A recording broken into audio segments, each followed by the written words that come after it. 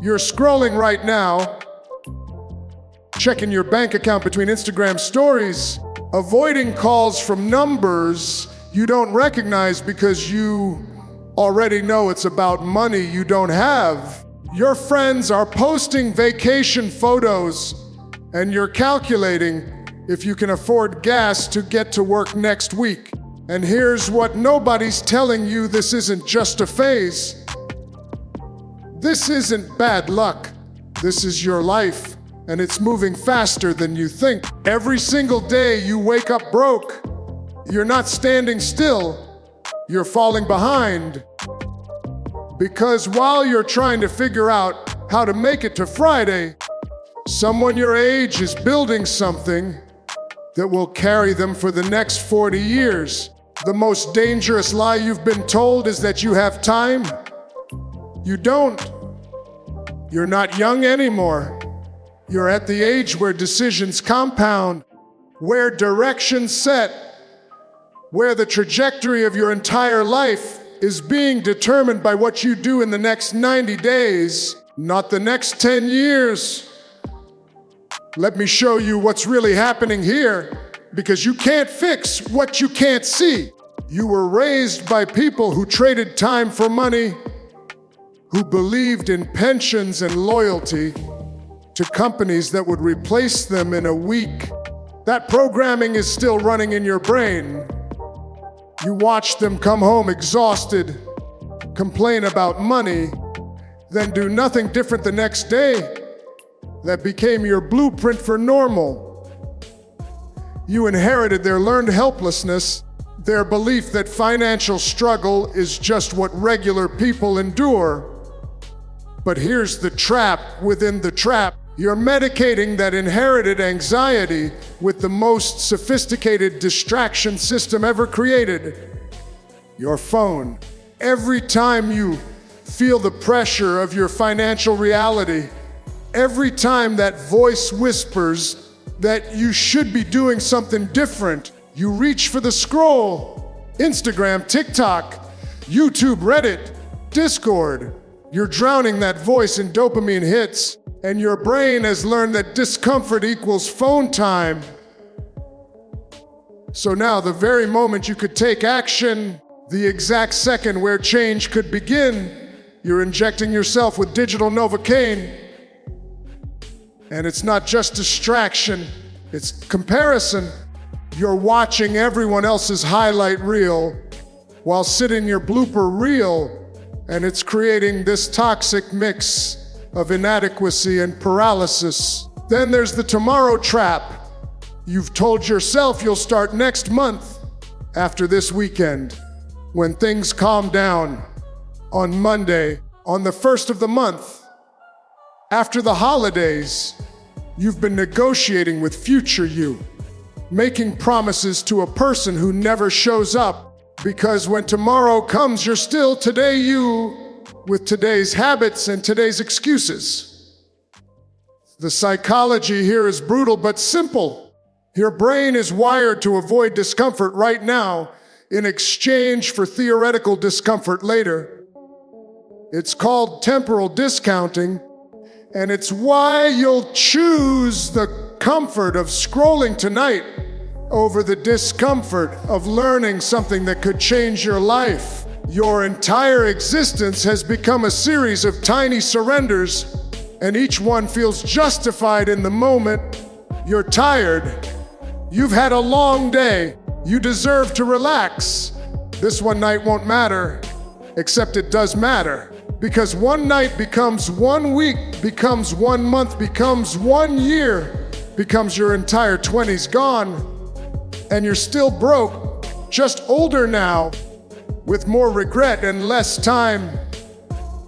Now let's talk about what this actually costs you, because numbers don't lie and feelings don't pay bills. If you have $2,000 in credit card debt at 22% interest, and you're making minimum payments, you'll spend the next decade paying it off. That's 10 years.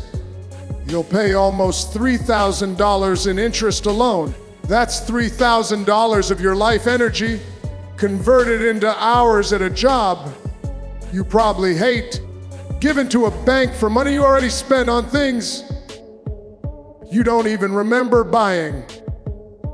But here's what's worse than the debt. It's the opportunity cost.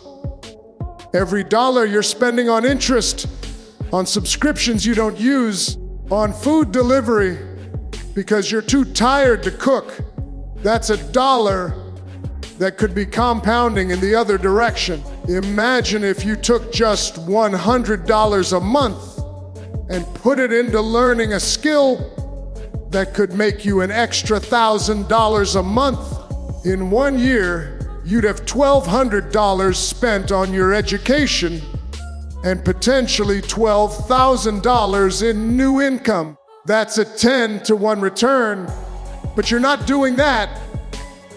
You're spending that $100 on comfort and distraction. Let me paint you two pictures. Picture one, you're 23 right now. You decide nothing changes. You keep your current job, your current habits, your current relationship with money. You're 30 in 7 years. Your debt has grown because life happened. Car repairs, medical bills, rent increases. You're making maybe 15% more than you make now, but inflation ate that. You're still living paycheck to paycheck, but now you're watching people younger than you doing better, and the resentment is starting to calcinate into bitterness. You tell yourself you're too old to start over. You've missed your window. This is just your lot in life. Picture two, you're 23 right now. Today, you decide this ends today. You go dark on social media. You stop the subscriptions. You take every free hour and you learn something the market will pay for. Video editing, copywriting, sales, web development, social media management. In 90 days, you've built a skill. In 6 months, you're making an extra $500 a month. That doesn't sound life-changing, but watch what happens. That $500 covers your minimums and starts killing your debt. In a year, you're debt-free. That $500 a month is now yours to invest in the next skill, the next income stream. You're 25 now, and you're making double what you made at 23, except half of it is from sources you control. By 30, you're not rich, but you're free, no debt, multiple income streams, confidence options, the ability to say no to things that don't serve you. 7 years, same amount of time. 2 completely different lives. And the only difference is what you do in the next 90 days. You're 30. Your old self is either going to thank you or resent you, and you're deciding right now which one it's going to be, because time doesn't care about your feelings. It doesn't care that you're tired or scared or don't know where to start. It just keeps moving, and it's taking you with it in whatever direction you're currently pointed. So here's what has to change, and it starts in your head, not your bank account. You need to understand something fundamental. You're not a broke person trying to become wealthy. That identity will sabotage every decision you make. Broke people have broke habits, broke friends, broke thinking, and those patterns will pull you back every time you try to climb out. Instead, you're a wealthy person who's temporarily without money. That's not a semantic game. That's a complete reframe of your identity. Wealthy people think differently. They see money as a tool, not a scoreboard. They see time as their most valuable asset. They make decisions based on what compounds, not what feels good right now. When a broke person gets $200, they see $200. When a wealthy person temporarily, without money, gets $200, they see a skill they can learn, a problem they can solve, a connection they can make, leverage they can create. This identity shift changes everything. It changes how you spend your Tuesday night. Wealthy people don't scroll for 3 hours, they're building. It changes what you eat. Wealthy people see their body as an asset that needs fuel, not an emotional dumping ground. It changes who you spend time with. Wealthy people are highly selective about their environment because they understand you become the average of your inputs. This isn't about faking it until you make it. This isn't about affirmations in the mirror. This is about making the micro decisions that wealthy people make before they have wealth. You think Bezos started rich? You think Jobs came from money? They were broke too. But they were broke people with wealthy identity and wealthy habits, and eventually the external reality caught up to the internal identity. Every decision is a vote for the identity you're building. When you choose to learn instead of scroll, that's a vote. When you meal prep on Sunday instead of ordering delivery all week, that's a vote. When you have an uncomfortable conversation to ask for more money or more responsibility, that's a vote. And here's the thing about votes: individually, they don't seem to matter. One night of discipline doesn't make you rich. But when you stack those votes, when you create a pattern, you're not just changing your behavior, you're changing your identity. And once your identity changes, the behavior becomes automatic. You're not forcing yourself to do the right thing anymore. You're just being who you are. Now let's get tactical, because philosophy without action is just therapy. You need a 90-day blueprint, and it has 3 pillars. Pillar 1 is skill acquisition that pays. Notice I didn't say passion or interest, I said pays. The market doesn't care about your passion. It cares about problems you can solve. What can you learn in 90 days that someone will give you money for? Video editing is a 30-day skill if you're focused. Businesses need content. Creators need editors. There's more work than there are competent people. Copywriting is a skill you can learn from free resources and start practicing immediately. Every business needs words that convert. Social media management, graphic design, basic web development, paid advertising management. Pick one, not 3. One, and for the next 90 days, you go dark on everything else. 2 hours a day minimum, every single day. No weekends off, no excuses. In 30 days, you'll know more than 70% of people. In 60 days, you can start charging. In 90 days, you should have your first few paying clients, even if you're charging way less than you're worth. That's fine. You're building proof. You're building testimonials. You're building confidence. Pillar 2 is ruthless expense auditing. You're going to pull up the last 3 months of bank statements, and you're going to highlight every single charge that wasn't essential survival. Not what you wish was essential, what actually is. Rent, utilities, basic food, transportation to work. Everything else gets highlighted. Now add it up. I'm guessing it's somewhere between $200 and $500 a month on things that gave you temporary comfort, but no lasting value. Subscriptions you forgot about.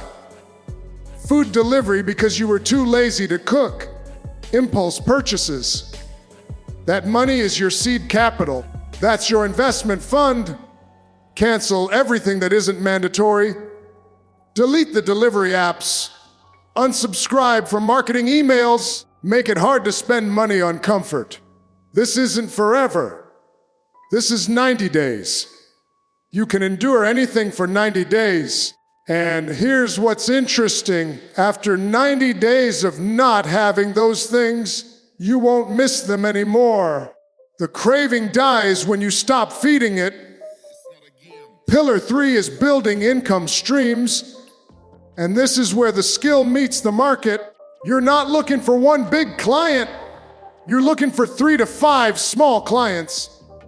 Why? Because one client firing you means you're back to zero. 5 clients means you have redundancy.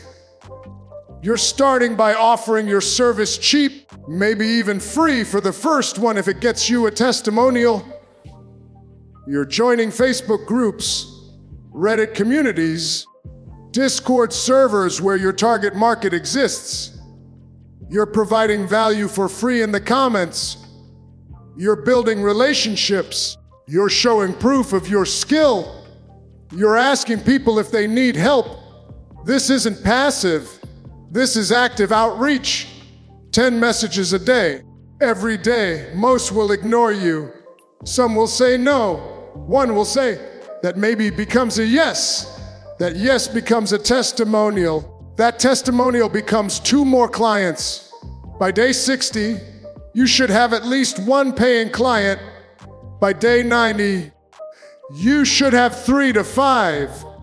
Even if you're only making $300 to $500 a month total, that's $300 to $500 you didn't have before. And that's just month 3.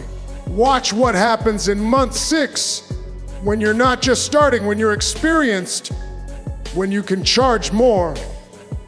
Because you have proof. This isn't a get-rich plan. This is a get-free plan. This is how you stop being a slave to the next paycheck. This is how you build options. And options are what freedom actually is. Not Lamborghinis, not vacations. The ability to say no to things that drain you and yes to things that build you. Progress over perfection. Momentum over massive action. You don't need to be great. You need to be consistent. 5% better every week compounds into unrecognizable transformation over a year. So here's where we are. You can close this video and go back to scrolling, back to the comfort trap, back to the same life you've been living that brought you here searching for answers. Or you can accept that this moment is the moment, not Monday. Right now, every person you admire who's financially free started exactly where you are. Broke, scared, overwhelmed, not sure if it would work. The only difference between them and you is they started anyway. They were willing to be uncomfortable. They were willing to be bad at something before they got good. They were willing to look stupid. They were willing to fail in public. And they kept going when every fiber of their being wanted to quit. The struggle isn't punishment. It's the price. It's what you're trading for the person you're becoming. And that person, the one on the other side of these 90 days, is someone you're going to be proud to be. Someone who kept their word to themselves. Someone who did hard things. Someone who refused to let circumstances dictate their life. So make the commitment. Tell someone what you're doing or write it down where you'll see it every day. This ends today, and 90 days from now, when you're looking back, you'll realize this was the moment everything changed. Not because life got easier, but because you got stronger.